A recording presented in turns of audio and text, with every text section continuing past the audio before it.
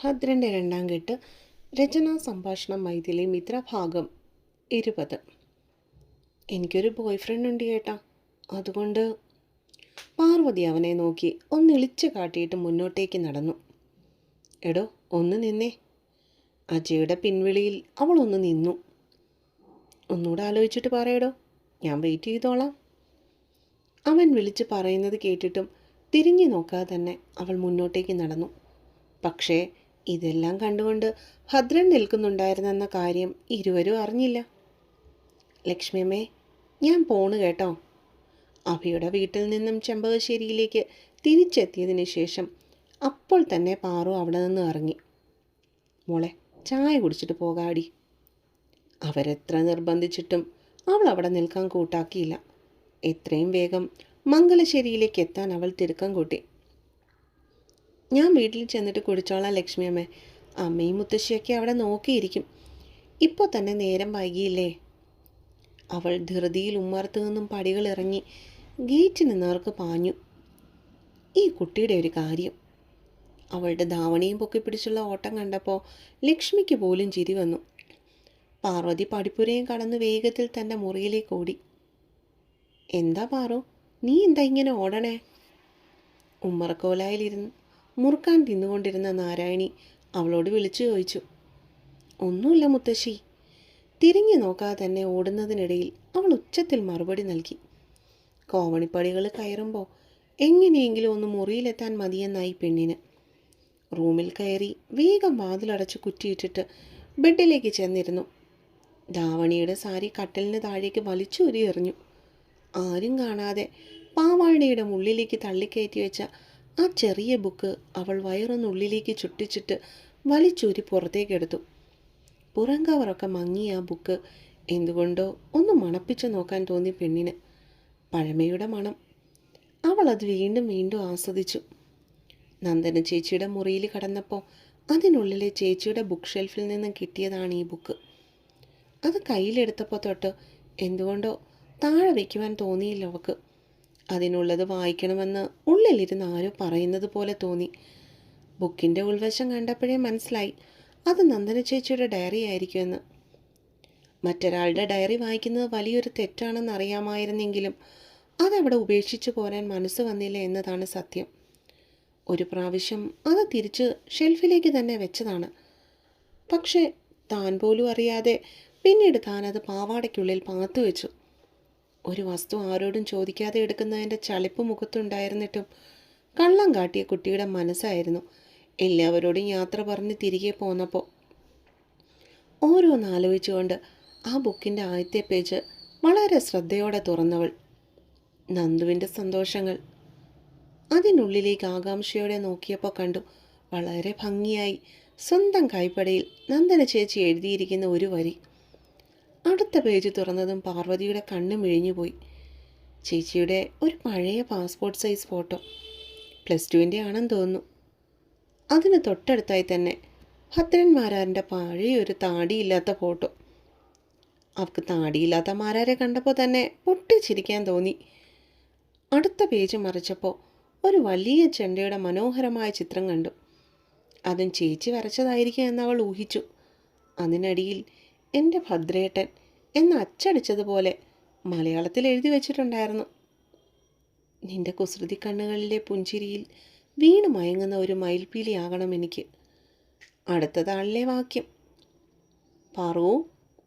വാതിലിൽ മമ്മയുടെ തട്ട് കേട്ടപ്പോഴാണ് നേരിയൊരു ഭയം തന്നെ പൊതിയുന്നത് പോലെ അവൾക്ക് തോന്നിയത്. വേഗം തന്നെ കയ്യിലിരുന്ന ഡയറി എവിടെയെങ്കിലും ഒളിപ്പിക്കുവാനായി ആ മുറിയുടെ ഓരോ മുലയിലേക്കും പെണ്ണിൻ്റെ കണ്ണുകൾ പാഞ്ഞു. പാറു, നീ വാതിൽ അടച്ചിട്ടുകൊണ്ട് അകത്തെന്ത് ചെയ്യുക? വിമലയുടെ സ്വരം ഉച്ചത്തിലായി. അതോടൊപ്പം തന്നെ ഡോറിൻ്റെ മേലുള്ള തട്ടിൻ്റെ ശബ്ദവും ഉയർന്നു കേട്ടു. ദാ വരുന്നമ്മേ. കയ്യിലിരിക്കുന്ന ബുക്ക് പൊടുന്നനെ മെത്തയുടെ അടിയിലേക്ക് വെച്ചിട്ട് ഒട്ടൊരു പരിഭ്രമത്തോടെ അവൾ പോയി വാതിൽ തുറന്നു. എന്താ മോളെ ഇത്? എത്ര നേരമായി മമ്മ വിളിക്കുന്നു. നീ എന്ത് ചെയ്യുകയായിരുന്നു അകത്ത്? അവർ ഉള്ളിലേക്ക് കയറി അവളെ ഉറ്റുനോക്കിക്കൊണ്ട് ചോദിച്ചു. ഞാൻ ഉറങ്ങിപ്പോയി മമ്മ. അവൾ കണ്ണിറുക്കി അടച്ചുകൊണ്ട് പറഞ്ഞു. ആദ്യമായിട്ട് മമ്മിയോട് കള്ളം പറയേണ്ടി വരുന്നതിൻ്റെ എല്ലാ സങ്കടവും അവൾക്കുണ്ടായിരുന്നപ്പോൾ, ഇതെന്ത് കോലമാ മോളെ, നീ ഇതല്ലല്ലോ രാവിലെ ഉടുത്തോണ്ട് പോയത്.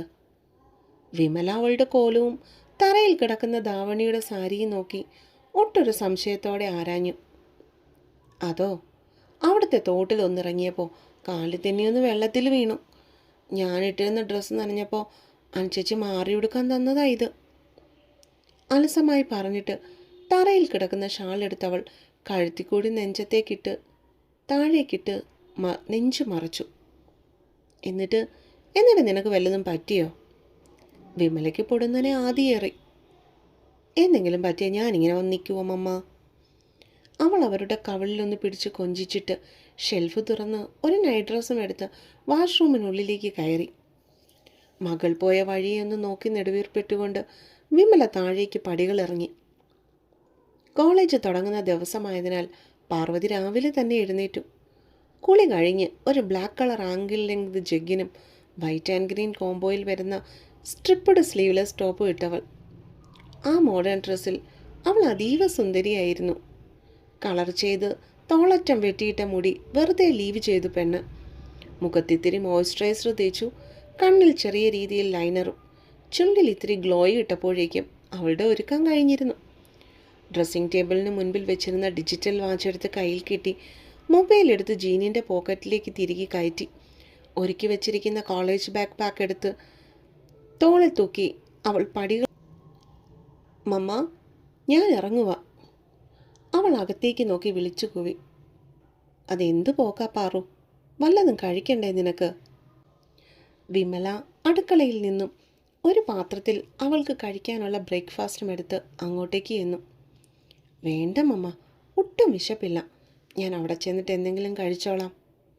അവൾ ചുണ്ടു ചുളുക്കിക്കൊണ്ട് പറഞ്ഞു. കറങ്ങി നടക്കാൻ ഇത് നിന്റെ ഹൈടെക് സിറ്റിയിലെ കോളേജല്ല, വല്ലതും കഴിച്ചിട്ട് പോ പാറു. വിമല ഒച്ചയെടുത്തപ്പോഴേക്കും അവൾ നല്ല കുട്ടിയായി ഡൈനിങ് ടേബിളിലേക്ക് ചെന്നിരുന്ന് വിമല എടുത്തു വെച്ച ആഹാരം കഴിക്കുവാനായി തുടങ്ങി.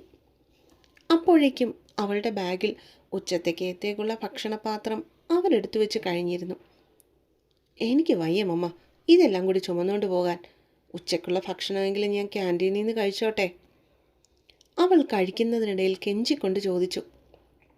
മോളെ, എന്നും ക്യാൻറ്റീനിൽ നിന്നും ഭക്ഷണം കഴിക്കുന്നത് നല്ല ശീലമല്ല. അതുമാത്രമല്ല, ഇവിടെയുള്ള കുട്ടികളെല്ലാവരും വീട്ടിൽ നിന്ന് ഭക്ഷണം കൊണ്ടുപോകുന്നതാണ് ചെയ്യുന്നത്.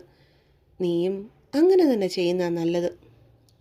മമ്മ പറയുന്നതിനെതിരെ പറഞ്ഞ് ശീലമില്ലാത്തതുകൊണ്ട് മാത്രം അവൾ മൗനമായിട്ടിരുന്ന് പാത്രത്തിലുള്ള പ്രാതൽ മൊത്തം കഴിച്ചു തീർത്തു. കൈ കഴുകി തിരിച്ചു വന്ന് ബാഗും എടുത്ത് തോളിലിട്ട് പുറത്തേക്ക് ഇറങ്ങാനായി കടക്കുവാനായി തുടങ്ങിയപ്പോഴേക്കും മുത്തശ്ശനും മുത്തശ്ശിയും അകത്തേക്ക് കയറി വരുന്നത് അവൾ കണ്ടു. കുട്ടി ഇറങ്ങാറായോ? അവർ സ്നേഹത്തോടെ ചോദിച്ചു. പോവാൻ തുടങ്ങുമായിരുന്നു മുത്തശ്ശി, അവൾ പുഞ്ചിരിയോടെ മറുപടി നൽകി. എന്തായാലും ഭദ്രൻ ആ കോളേജിലല്ലേ പഠിപ്പിക്കുന്നത്, നീയും അവൻ്റെ കൂടെ പോയാൽ മതി. അതാവുമ്പോൾ ഞങ്ങൾക്കും ഒരു മനസ്സമാധാനവാ. ഞാൻ അവനോട് പറഞ്ഞു വെച്ചിട്ടുണ്ട്, പോകാറാകുമ്പോൾ അവൻ ഇങ്ങ് വന്നോളും. അവൾ യാത്ര പറഞ്ഞിറങ്ങാൻ തുടങ്ങിയപ്പോഴേക്കും കൃഷ്ണൻ പിന്നിൽ നിന്ന് വിളിച്ചു പറഞ്ഞു. പാർവതിയുടെ കാലുകൾ പൊടുന്നനെ കൂച്ചുവിലം കിട്ടതുപോലെ നിന്നുപോയി. ആ മാരാരുടെ കൂടെ പോകുന്നതിലും ഭേദം വല്ല ട്രെയിനിലും കൊണ്ടുപോയി വെക്കുന്നതാണ്. അവൾക്ക് അലറി വിളിച്ച് കരയുവാൻ തോന്നി. അതൊന്നും വേണ്ട മുത്തശ്ശ, ഞാൻ നമ്മുടെ കാറിൽ പൊയ്ക്കോളാം. അവൾ തിരിഞ്ഞു നിന്നുകൊണ്ട് മറുപടി നൽകി. അതൊന്നും വേണ്ട കുട്ടി, ഒന്നാമത് ഡ്രൈവറില്ല. അറിയാൻ മേലാത്ത നാട്ടിൽ കൂടി തനിയെ വണ്ടി ഓടിച്ചു പോവുക എന്നുള്ളത് ഇത്തിരി ബുദ്ധിമുട്ടുള്ള കാര്യമാണ്. മോള് ഭദ്രൻ്റെ കൂടെ പോയാൽ മതി. മുത്തശ്ശിയും കട്ടായം പറഞ്ഞപ്പോൾ ദയനീയമായി പാറു അവളുടെ അമ്മയുടെ മുഖത്തേക്കൊന്ന് നോക്കി. അവിടെ അതേ അഭിപ്രായമാണെന്ന് ആ മുഖം കണ്ടപ്പോൾ തന്നെ പാറുവിന് മനസ്സിലായി. ദാ അവൻ വന്നെന്നാ തോന്നുന്നേ, നേരം വൈകിക്കാണ്ട് വേഗം ഇറങ്ങു കുട്ടിയെ. പറഞ്ഞുകൊണ്ട് കൃഷ്ണൻ അവൾക്ക് മുൻപിലായി ഇത്തിരി വേഗത്തിൽ നടന്നു. പടിപ്പുരയ്ക്ക് മുൻപിലെത്തിയപ്പോഴേക്കും കണ്ടു മുത്തശ്ശനുമായി സംസാരിച്ചുകൊണ്ട് ഡ്രൈവിംഗ് സീറ്റിലിരിക്കുന്ന ഭദ്രന്മാരാരെ. കയറ് മോളെ, സമയാവണ്. മുത്തശ്ശി കോ ഡ്രൈവിംഗ് സീറ്റ് തുറന്നു പിടിച്ചുകൊണ്ട് ഇത്തിരി ഗൗരവത്തോടെ പറഞ്ഞപ്പോൾ ഒരാട്ടിൻകുട്ടിയെപ്പോലെ അവൾ അകത്തേക്ക് നടന്നു. തുറന്നിട്ട ഡോറിനുള്ളിലൂടെ അകത്തേക്ക് നുഴഞ്ഞു കയറിയിരുന്നപ്പോൾ തന്നെ മുത്തശ്ശൻ വാതിലടച്ചു കഴിഞ്ഞിരുന്നു. ഇല്ലാതാക്കാനുള്ള സമയം ആസന്നമായി. മനസ്സിൽ പിറുപിറുത്തുകൊണ്ട് തല വലത്തേക്ക് ചെരിച്ചു നോക്കിയവൾ. എന്നെ കിട്ടിയാൽ പച്ചയ്ക്ക് ചെയ്യും എന്നതുപോലെയുള്ള മുഖഭാവം അവൾ അവിടെ കണ്ടു. Very nice. പൊറുപുറുത്തതും വണ്ടി ഒരു ഊക്കോടെ മുന്നോട്ടേക്ക് കുതിച്ചിരുന്നു. ഇനിയുള്ള അംഗം അങ്ങ് അസംഷൻ കോളേജിലാണ് കേട്ടോ. അപ്പോൾ അടുത്ത പാട്ടുമായിട്ട് വേഗം വരാം. നിങ്ങളുടെ അഭിപ്രായങ്ങൾ എഴുതി അറിയിക്കാൻ മറക്കരുത്. വായിക്കുന്നവരെല്ലാവരും തന്നെ ചാനലൊന്ന് ഫോളോയും ചെയ്യണേ.